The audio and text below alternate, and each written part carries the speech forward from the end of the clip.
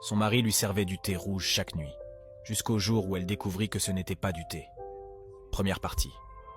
La première nuit où mon mari m'a donné du thé rouge, j'ai cru que c'était simplement de l'amour, sa façon discrète de montrer qu'il tenait à moi. Je n'aurais jamais imaginé qu'il y avait quelque chose d'étrange dans ce thé de minuit. Au début, je ne me suis posé aucune question. Chaque nuit, il me l'apportait, chaud, fumant doucement dans la même tasse. « Bois ça, mon amour », disait-il doucement, avec un sourire. Et chaque fois, je le buvais. Ce thé n'avait presque aucun goût. Mais bientôt, j'ai commencé à remarquer quelque chose d'inhabituel. Chaque nuit, avant de préparer le thé, il sortait quelques minutes, puis il revenait, allait directement à la cuisine et revenait avec cette même tasse. Et jamais je ne l'ai vu en boire lui-même.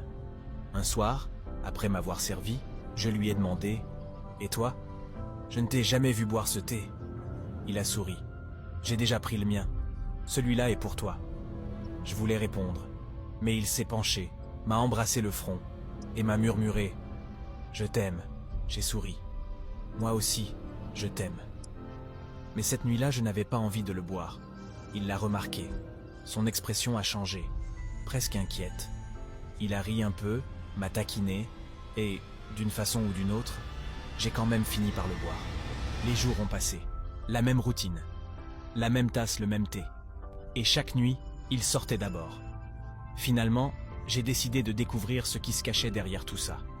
Ce soir-là, comme toujours, il m'a dit qu'il allait vérifier la voiture cette fois. Je l'ai suivi discrètement. Il est allé vers l'arrière-cour, jetant des coups d'œil derrière lui pour s'assurer que personne ne le regardait.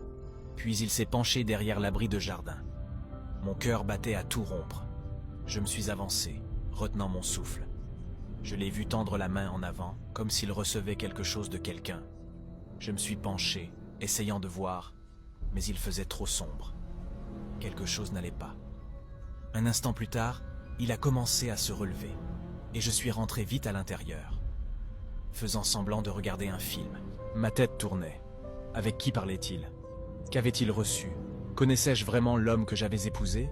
J'ai essayé de me calmer, mais une petite voix murmurait « Tu dois découvrir la vérité ». Quand il est enfin rentré et m'a vu, il a glissé sa main dans sa poche très rapidement. C'est là que j'ai compris. Il cachait quelque chose. Il a esquissé un sourire. « Oh chérie, je te rejoins dans un instant pour regarder le film.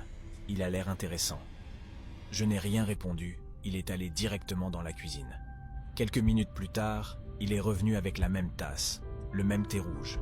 D'un ton enjoué, il a dit « Tiens, mon amour, ton thé habituel, celui qui te rend si éclatante. » Je l'ai regardé un moment, et j'ai dit calmement « Bois-le d'abord. » Son expression a changé instantanément.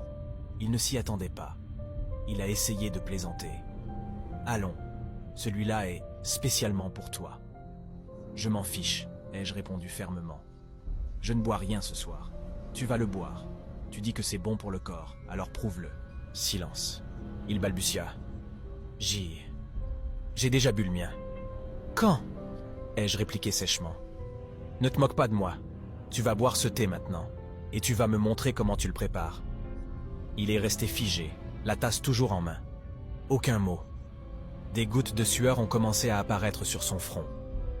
La pièce était totalement silencieuse, puis je l'ai vu. Le thé. Il commençait à changer.